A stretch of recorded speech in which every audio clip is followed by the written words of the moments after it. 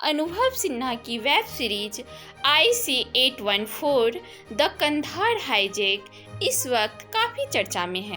ये web series 1999 में IC-814 के कंधार हाईजैक की सच्ची घटना पर आधारित है। यह बात है 24 दिसंबर 1999 को 5 हथियारबंद आतंकवादियों ने 178 पैसेंजरों के साथ इंडियन एयरलाइंस के IC-814 प्लेन को काठमांडू से हाईजैक कर लिया था। करीब 8 दिन तक प्लेन आतंकवादियों के कब्जे में रहा। इसके दौरान प्लेन को उन्होंने 5 देशों के चक्कर लगाए। नेटफ्लिक्स पर आई web series IC-814 the Kandahar hijack सुर्खियों में है। यह वेब सीरीज साल 1999 में इंडियन एयरलाइंस की फ्लाइट IC-814 के हाईजैकिंग पर आधारित है। वेब सीरीज में दिखाया गया है कि किस तरह से तत्कालीन अटल बिहारी वाजपेयी सरकार को आतंकियों की मांग माननी पड़ी थी। यात्रियों के बदले 3 खूंखार टेररिस्ट को रिहा करना पड़ा था। वक्त खुफिया एजेंसी रॉ के चीफ रहे AS दुलत ने अपनी आत्मकथा लाइफ इन द शैडोज में पूरी घटना सिलसिलेवार तरीके से लिखा है। वह लिखते हैं कि आतंकियों को रिहा करना निश्चित ही सबसे खराब फैसलों में से था, लेकिन दूसरी तरफ 160 नागरिकों की जान दांव पर लगी थी। तत्कालीन विदेश मंत्री जसवंत सिंह बार बार दोहरा रहे थे कि वह किसी कीमत पर यात्रियों की जान नहीं जाने देंगे। दुलत लिखते हैं कि उस वक्त कई लोग का राय अपना अपना था, लेकिन लाल कृष्ण आडवाणी ने कभी खुलकर नहीं बोला कि वह आतंकियों से बातचीत के साथ है। आडवाणी के करीबी अजित डोभाल की भी यही राय थी। चूंकि डोभाल ऐसे स्थिति में फंस गए थे, इसलिए वह जल्दी से जल्दी समस्या का समाधान चाहते थे। AS दुलत लिखते हैं कि इन दोनों के अलावा एक और शख्स था जिसे किसी भी कीमत पर आतंकियों की रिहा नहीं चाहता था। वह थे जम्मू कश्मीर के तत्कालीन मुख्यमंत्री फारूक अब्दुल्ला।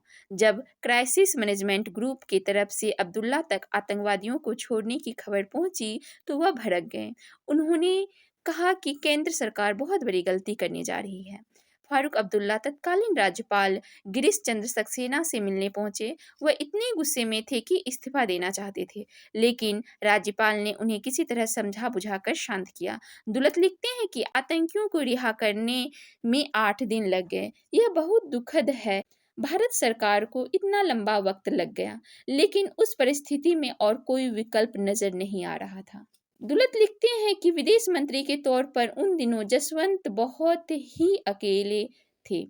उनकी कोई नहीं सुन रहा था। उन्होंने अमेरिका से लेकर ब्रिटेन तक अपनी बात रखनी चाहिए, लेकिन कहीं पर कोई बात नहीं हो पाया। कहीं से उन्हें कोई मदद नहीं मिला। जब यह तय किया गया कि बंधकों को रिहा किया जाएगा, तब जसवंत सिंह ने फौरन प्रधानमंत्री अटल बिहारी वाजपेयी से कहा कि अटल जी, क्या मैं साथ में चला जाऊं, क्योंकि वह सारा भार अपने कंधों में लेना चाहते थे। हाईजैक के शुरू में 100 आतंकियों की रिहा करने की मांग की जा रही थी। आखिर में 3 आतंकियों को रिहा करना पड़ा, जैसे मोहम्मद चीफ, मौलाना मसूद अजहर, अहमद अरगज और शेख अहमद उमर को लेकर जसवंत सिंह खुद कंधार गए थे। तो आप नेटफ्लिक्स पर आई ये वेब सीरीज पूरा देखें और इंजॉय करें। वीडियो अच्छा लगा हो तो लाइक करें, शेयर करें, चैनल को सब्सक्राइब करें। धन्यवाद।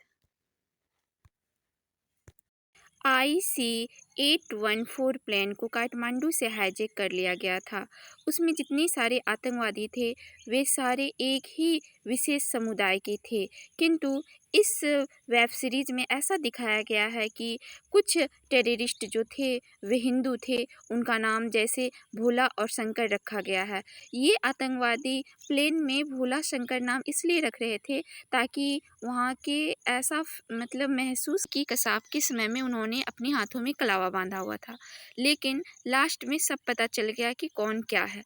मगर वेब सीरीज में ऐसा कुछ नहीं दिखाया गया है।